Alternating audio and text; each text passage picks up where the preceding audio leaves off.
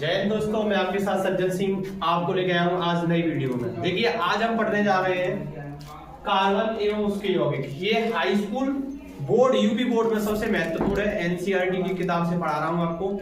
और देखिए इस चैप्टर में थोड़ा ध्यान देंगे कार्बन के बारे में। तो देखिए आज कार्बन के बारे में पढ़ने जा रहे हैं। कार्बन भू प्रॉपर्टी पर 0.02% यानी ये कहाँ कोयले के रूप में, कार्बोनेट्स के रूप में और पेट्रोलियम के रूप में हमारी भू प्रॉपर्टी पर स्थित यानी पृथ्वी पर इतनी मात्रा में पाई जाती है। आगे बात कर रहे हैं, ये रही जमीन यानी भू प्रॉपर्टी की बात। अब बात कर रहे हैं वायुमंडल की। तो वायुमंडल में 0.03%, लेकिन इस वायुमंडल में इसकी मात्रा अब बढ़कर आगे चली गई है। और यहाँ पर जिसके कारण ग्लोबल वार्मिंग या हमें वैश्विक तापमान की घटना देखने को मिल रही है। आज ये लगभग 0.04% हो चुकी है वायुमंडल में। अब देख रहे हैं कार्बन परमाणु के लक्षण। तो यूपी बोर्ड परीक्षा 24 फरवरी से शुरू है और 4 तारीख को साइंस का पेपर है। तो जरूर आपको साइंस के पेपर में इस चैप्टर से क्वेश्चन देखने को मिलेंगे। ये ओएमआर में या दीर्घ उत्तरीय प्रश्न में जरूर देखने को मिलेंगे। कार्बन परमाणु के लक्षण के बारे में बात कर रहे हैं। तो 4 लक्षण है इसके मुख्य के। चतुर्थ संयोजकता, कार्बन परमाणु की संयोजकता कितनी होती है? 4 कार्बन परमाणु की संयोजकता होती है, जिसके कारण यह अपने 4 हाइड्रोजन या 4 अन्य किसी तत्व के साथ संयोजक या आबंध बना पाता है। क्यों? क्योंकि इसके अंतिम उपकोष में जब इसका जो वो देखेंगे परमाणु क्रमांक 6 और इधर 12 परमाणु भार है इसका, परमाणु भार 12 और परमाणु क्रमांक कितना है? तो 6 है। जब इसके परमाणु क्रमांक का हम थोड़े से अध्ययन करेंगे, इसके इलेक्ट्रॉनिक विन्यास करेंगे, तो 1s2 2s2 और 2p2 अंतिम उपकोष में, यहाँ अंतिम सेल में इसके 2,4 इलेक्ट्रॉन बच जाते हैं, जिस कारण इसकी जो संयोजकता होती है 4 संयोजकता होती है। ठीक है, इधर देख रहे हैं इसकी विद्युत ऋणात्मकता। तो यह विद्युत का चालक होते हैं। कार्बन यौगिक विद्युत के चालक होते हैं और इनकी कार्बन की विद्युत ऋणात्मकता कितनी है? तो 2.5 यानी 2.5 विद्युत ऋणात्मकता है और इसलिए हाइड्रोजन के साथ आबंध बना पाता है अच्छे से। ठीक है, और आयनन ऊर्जा की बात करें तो कार्बन की आयनन ऊर्जा 1086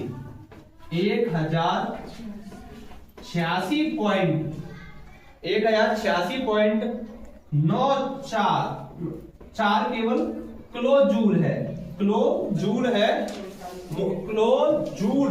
प्रति मोल होती है। यानी इसके जो आयरन ऊर्जा है इसमें यह उच्च मान होता है। इसलिए कार्बन प्रयोग में रूप हुआ इलेक्ट्रॉन ना तो त्याग करता है और ना ही ग्रहण करता है, केवल एक परमाणु से दूसरे को साझा करता है। तो इसकी आयरन ऊर्जा काफी उच्च होती है, 1086.4 किलोजूल मोल। ठीक है, आइए बात करते हैं समचतुष्फलकीय प्रकृति की।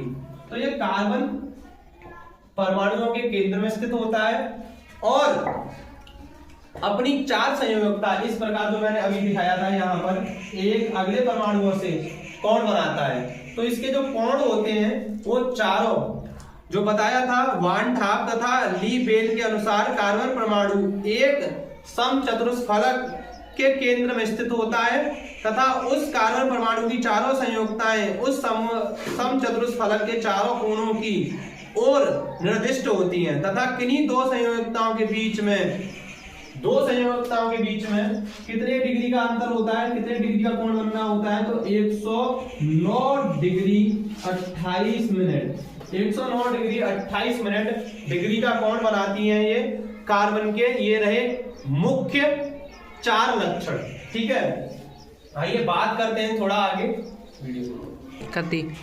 कार्बन परमाणु द्वारा बंध का बनना। अब कार्बन परमाणु कैसे सहसंयोजी बंध बनाते हैं, यानी इलेक्ट्रॉनों का आदान प्रदान करके दूसरे तत्वों के साथ उनको जोड़ लेते हैं और इससे यौगिक का निर्माण करते हैं। जैसे मैं कुछ यौगिक लिख रहा हूं यहाँ पर देखना, कार्बन के कुछ महत्वपूर्ण यौगिक हैं, जैसे CH3COOH, इसे बोलते हैं एसिटिक अम्ल, एसिटिक एसिड, ठीक है, जो सिरके का अम्ल होता है। अब देखिए मैं इसकी संरचना कुछ आपको दिखाना चाह रहा हूं, इसकी संरचना किस प्रकार है। इसने 3 हाइड्रोजन इस प्रकार लगाए हुए हैं अपने, ठीक है, और एक COH यानी L का जो अम्ल समूह है यहां पर रखा है, ठीक है, इस प्रकार बन जाता है, ये एसिटिक अम्ल है। और क्लोरोफॉर्म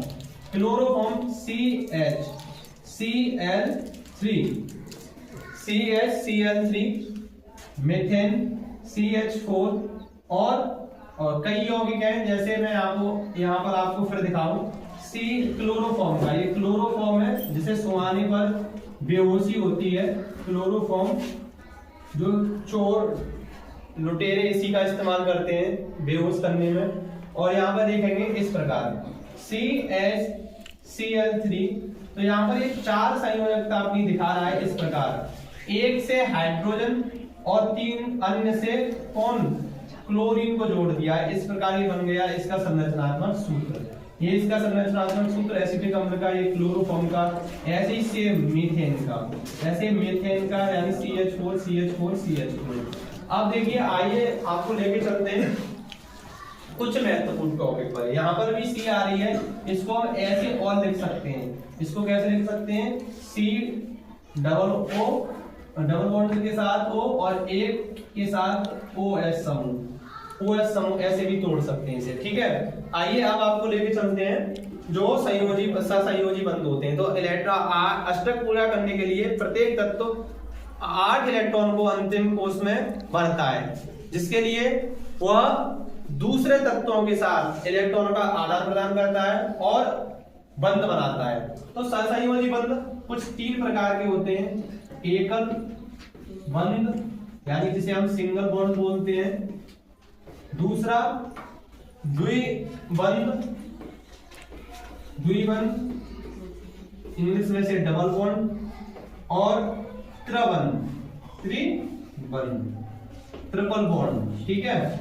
ये कार्बन तीनों बंध बनाता है, ये कार्बन तीनों बॉन्ड बनाता है। देखिए यहाँ पर अभी मैंने आपको संरचना दिखाई, तो कार्बन के ये सभी कैसे सिंगल बॉन्ड है, लेकिन यहाँ पर हमें देखने को मिल रहा है डबल बॉन्ड। ये सिंगल बॉन्ड है, इसमें सभी ये सिंगल बॉन्ड है यानी एकल बंध है। ऐसे ही मैं आपको दिखाता हूं कार्बन के एकल बंध। इस प्रकार के बंध का निर्माण 2 इलेक्ट्रॉनों के साझा होने से बनता है। एक बंध को एक बॉन्ड द्वारा यानी सिंगल बॉन्ड द्वारा प्रदर्शित किया जाता है। जैसे मैं आपको दिखाता हूं कि जो हाइड्रोजन है, जिसे हम गैस के रूप में देखते हैं कि हाइड्रोजन किस प्रकार बनता है, ठीक है। हाइड्रोजन किस प्रकार बनता है या जल का निर्माण किस प्रकार, तो हम हाइड्रोजन का सूत्र लिखते हैं H2। हाइड्रोजन है ये, हाइड्रोजन का सूत्र ऐसे कैसे बना, हाइड्रोजन, ठीक है। तो हाइड्रोजन अपने एक परमाणु के साथ एक इसका इलेक्ट्रॉन और एक इसका इलेक्ट्रॉन एक दूसरे के साथ साझेदारी करते हैं और इस प्रकार का एक बंध बना देते हैं, ये सिंगल बॉन्ड बन जाता है। सेम ऐसे ही H2O का निर्माण है। H2O का निर्माण कैसे होता है, तो ध्यान देंगे H2O के निर्माण में इस प्रकार ये जल, ठीक है, यानी जल का संरचनात्मक सूत्र कैसे होता है कि O इसमें केंद्र पर एक तरफ H और एक तरफ सिंगल बॉन्ड H, इस प्रकार। इसे कभी ऐसे लिख देते हैं HOH, तो बच्चे घबरा जाते हैं कि सर HOH किसका सूत्र होता है, तो HOH जल का ही सूत्र होता है, ठीक है, जल ही है HOH और कुछ नहीं है। आगे आ रहे हैं CH4 यानी एकल बंध में। यहाँ पर आपको देख पा रहे हैं केवल एक बंध दिखाई दे रहा है हमें, यानी सिंगल बॉन्ड दिखाई दे रहा है। ऐसे ही एक तीसरा है मीथेन का निर्माण। मीथेन का निर्माण ऐसे ही होता है, मीथेन का सूत्र होता है ये। तो मीथेन का निर्माण किस प्रकार होता है कि C4 यानी कार्बन 4 हाइड्रोजन के साथ एकल बंध द्वारा जुड़ी होती है, यानी एक केंद्र परमाणु के साथ एक इलेक्ट्रॉन आदान प्रदान करते हैं, ठीक है, और जिसके कारण ये बंध बनते हैं इन्हें एकल बंध कहते हैं। तो यहाँ पर कितने इलेक्ट्रॉनों का आदान प्रदान हुआ? एक इलेक्ट्रॉन के आदान प्रदान के कारण, एक इलेक्ट्रॉन के आदान प्रदान के कारण जो बंध बनता है उसे एकल बंध कहते हैं। ठीक है, ये संयोजी बंध में पहला टाइप हुआ कि एकल बंध। आइए अब दूसरे बंध की बात कर रहे हैं, यानी डबल बॉन्ड का निर्माण कैसे होता है। तो डबल बॉन्ड कैसे बनते हैं, ये एकल बॉन्ड आपको समझ में आ चुके होंगे, आप वीडियो को दोबारा से देख सकते हैं। ठीक है, आइए डबल बॉन्ड के बारे में, द्विबंध कैसे बनते हैं, द्विबंध। तो द्विबंध का निर्माण में हम आपको समझा रहे हैं, जैसे पहले पॉइंट पर है ऑक्सीजन, आपने सुना होगा O2। इसके अंतिम कोष में जब आप इसका इलेक्ट्रॉनिक विन्यास करेंगे तो इसके अंतिम कोष में 2 इलेक्ट्रॉनों की आवश्यकता होती है। तो इसका जो संरचनात्मक सूत्र बनता है कुछ इस प्रकार बनता है O, और इसे डबल बॉन्ड 2 इलेक्ट्रॉनों का आदान प्रदान करना होता है, जिस कारण इस प्रकार इसकी संरचना बनती है। यानी ऑक्सीजन इस प्रकार अपने 2 अणुओं द्वारा, 2 बंध द्वारा जुड़ी होती है दूसरे ऑक्सीजन परमाणु के साथ। ठीक है, और मैंने जब वो एसिटिक अम्ल में आपको दिखाया था तो ऑक्सीजन 2 बंधों के साथ जुड़ती है। तो ऑक्सीजन कितने बंधों के साथ? 2 बंधों के साथ। ठीक है, त्रिबंध में क्या होता है कि 3 बंध जो बंध होते हैं, या ट्रिपल बॉन्ड में या 3 इस प्रकार की संरचना देखने मिलेगी हमें। डबल बॉन्ड में कुछ इस प्रकार के देखने को मिलेंगे। तो आइए त्रिबंध द्वारा एक तत्व सुना होगा आपने, नाइट्रोजन, उसके अंतिम इस प्रकार इसका सूत्र होता है नाइट्रोजन का। ठीक है, नाइट्रोजन का नंबर होता है 7। जब इसका इलेक्ट्रॉन विन्यास करेंगे तो इसके अंतिम कोष में 5 इलेक्ट्रॉन रह जाते हैं, जिसके कारण 3 बंध प्रदर्शित करती है कुछ इस प्रकार। 3 बंध द्वारा एक नाइट्रोजन दूसरे नाइट्रोजन के साथ जुड़ी होती है। तो ये रहा डबल बॉन्ड, ये रहा ट्रिपल बॉन्ड। ये रहे संयोजी बंध, यानी एक तत्व दूसरे परमाणु के साथ किस प्रकार जुड़ेगा, तो इलेक्ट्रॉनों की साझेदारी के साथ। ठीक है, आते हैं संयोजी ऊर्ध्वकों या संयोजी यौगिकों के कुछ लक्षण। तो ज्यादातर जो संयोजी जो यौगिक हैं वो उनकी भौतिक अवस्था में देखेंगे कि भौतिक अवस्था किस प्रकार की पाई जाती है। ठीक है, अब ये इनके संयोजी बंधों के यानी संयोजी यौगिक जो इनका निर्माण हुआ है, संयोजी यौगिक, उनके बारे में पढ़ने जा रहे हैं। संयोजी यौगिकों के लक्षण, संयोजी यौगिकों के लक्षण में देखेंगे तो सबसे पहले आ रहा है भौतिक अवस्था। भौतिक अवस्था, तो ध्यान देंगे भौतिक अवस्था के बारे में। ठीक है, भौतिक अवस्था किस प्रकार की पाई जाती है, तो ये ज्यादातर जो संयोजी जो यौगिक होते हैं वो द्रव व गैसीय अवस्था में पाए जाते हैं। अधिकतर ज्यादातर सभी जो ये यौगिक है सामान्यतः किस दशा में या किस अवस्था में पाए जाते हैं, तो द्रव और गैसीय अवस्था में। बात कर रहे हैं, एक अगला पॉइंट है गलनांक व क्वथनांक। गलनांक व क्वथनांक। देखिए मैं आपको बताऊं, कुछ बच्चों की समझ में नहीं आता है सर गलनांक क्या होता है, क्वथनांक क्या होता है।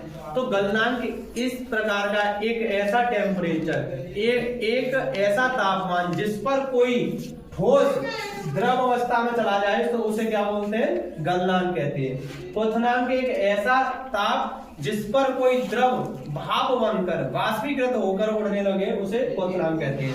तो इनके जो गलनांक व क्वथनांक कैसे होते हैं, तो निम्न होते हैं यानी कम होते हैं, ये याद रखेंगे। संयोजी यौगिकों के जो लक्षण है गलनांक व क्वथनांक इनके निम्न होते हैं, कम होते हैं, क्योंकि इनके अणुओं के मध्य दुर्लभ आकर्षण बल होते हैं। तो दुर्लभ आकर्षण बल की वजह से ये कैसे होते हैं, निम्न इनके क्वथनांक गलनांक होते हैं। तीसरा पॉइंट है विद्युत चालकता। विद्युत चालकता यानी करंट की सप्लाई होती है या नहीं। तो ये सामान्यतः संयोजी ऊर्ध्वक सहसंयोजक यौगिक सामान्यतः विद्युत के अच्छे चालक नहीं होते, यानी ये एक तरह से कही जाए तो कैसे होते हैं, कुचालक की भांति कार्य करते हैं, यानी अच्छे चालक नहीं होते हैं, अच्छे चालक नहीं होते। ठीक है, चौथा पॉइंट है विलीयता, जल में घुलनशील होते हैं। जल में कैसे होते हैं यौगिक? विलीयता के आधार पर देखा जाए, विलीयता, तो विलीयता के आधार पर सहसंयोजी यौगिकों के लक्षण जल में कैसे होते हैं? जल में विलीय होते हैं, यानी जल में मिलाने पर ये आसानी से मिल जाते हैं। ठीक है, यहीं पर रुकते हैं।